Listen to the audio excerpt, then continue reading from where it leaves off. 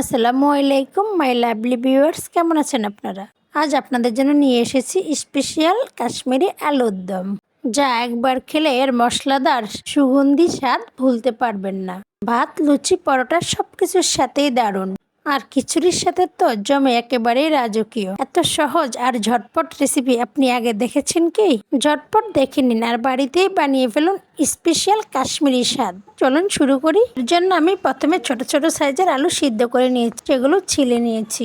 এরপর লাগবে 4 থেকে 5টি টমেটো কিউব করে কাটা। আমি আপনাদেরকে দেখিয়ে দিচ্ছি কিভাবে টমেটোটা কেটে নেবেন। তবে মনে রাখবেন টমেটোর ভিতরের এই সাদা অংশটুকু কেটে ফেলে দিবেন অবশ্যই, এবং বিচিগুলো ফেলে দিবেন। এই তো আমার টমেটোগুলো কাটা হয়ে গিয়েছে, দেখেছেন আমি কিউব কিউব করে কেটে নিয়েছি। এরপর একটি ব্লেন্ডার জারে দিয়ে দিব।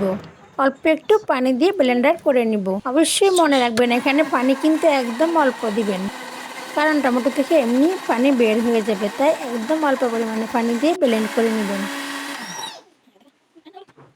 এই তো আমার ব্লেন্ড করা হয়ে গিয়েছে। এরপর চুলায় একটি পাত্র বসিয়ে দিলাম, তাতে দিয়ে দিলাম 3 টেবিল চামচ পরিমাণ সয়াবিন তেল। তেলটা গরম হয়ে গেলে ছিলে রাখা আলুগুলো একটু ফ্রাই করে নেব। মনে রাখতে হবে এখানে আলু ফ্রাই করার জন্য খুব ভালোভাবে নাড়াচাড়া করতে হবে, নচেত তলানিতে লেগে যাবে আলুগুলো। ফ্রাই প্যানে করলে আরও ভালো হবে। আমি এমনি কড়াইতে করে ফেলেছি, তাই একটু লেগে গিয়েছে। তারপরে আলহামদুলিল্লাহ অত একটা না। তো দেখতেই পাচ্ছেন আমি এগুলো একটু ফ্রাই করে নিয়েছি। এবার অন্য একটি পাত্রে ঢেলে দিলাম। এবার আবারও চুলায় অন্য একটি পাত্র বসিয়ে দিলাম, তাতে 2 টেবিল চামচ পরিমাণ তেল দিয়ে দিলাম, 1 চামচ লবণ দিয়ে দিলাম। এর সাথে আরও দিয়ে দিব 2-3 টুকরো এলাচ, দারুচিনি, সবগুলো দিয়ে নাড়াচাড়া করে গরম হয়ে গেলে পেঁয়াজগুলো দিয়ে দিব। আমি এখানে বড় সাইজের 4টি পেঁয়াজ জুলিয়ান কাট করে নিয়েছি, আর আলুর পরিমাণটাও প্রায় 1 কেজি হবে।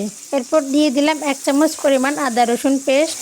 একটু নেড়েচেড়ে এতে দিয়ে দিব এখন টমেটো পিউরিটা, যেটা আমি একটু আগে ব্লেন্ডারে করে নিয়েছিলাম। তো এগুলো খুব ভালোভাবে কষিয়ে নিতে হবে।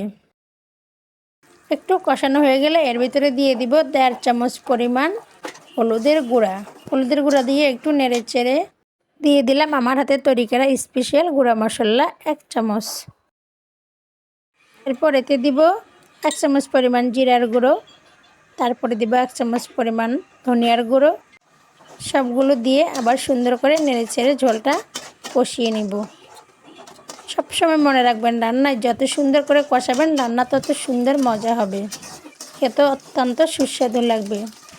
তাই এখানে কষানোটাই মেন ফ্যাক্ট।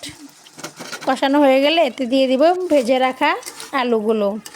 দেখলেন তো কত সহজেই এই রান্নাটা করা যায়, একদম সহজ উপকরণ এবং সহজভাবে, এবং সময়ও খুব কম লাগে। এরপর তেলটা উপরে উঠে আসলে দিয়ে দিলাম গরম মশলা পাউডার এবং আমার হাতে তৈরি করা স্পেশাল মশলা পাউডার, যা এর স্বাদকে দ্বিগুণ থেকে দ্বিগুণ করে। আপনারা চাইলে এ পর্যায়ে স্বাদে ম্যাজিক পাউডারটাও ব্যবহার করতে পারেন। তো কেমন হয়েছে জানাতে ভুলবেন না। রান্না প্রায় শেষ। যদি ভালো লাগে থাকে অবশ্যই আমার ফেসবুক পেজটি ফলো দিয়ে সাথেই থাকবেন এবং লাইক কমেন্ট করবেন। ভালো লাগলে আপনার বন্ধুদের সাথে শেয়ার করতে ভুলবেন না। তো আজ এ পর্যন্ত, ভালো থাকবেন সবাই। আল্লাহ হাফেজ।